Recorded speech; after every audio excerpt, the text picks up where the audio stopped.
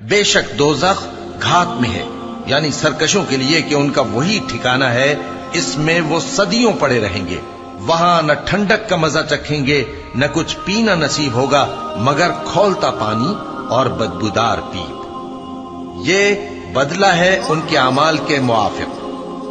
یہ لوگ حساب آخرت کی امید ہی نہیں رکھتے تھے اور ہماری آیتوں کو مسلسل جھٹلاتے رہتے تھے، اور ہم نے ہر چیز کو لکھ کر محفوظ کر رکھا ہے، سو اب مزہ چکھو، ہم تم پر عذاب ہی بڑھاتے جائیں گے۔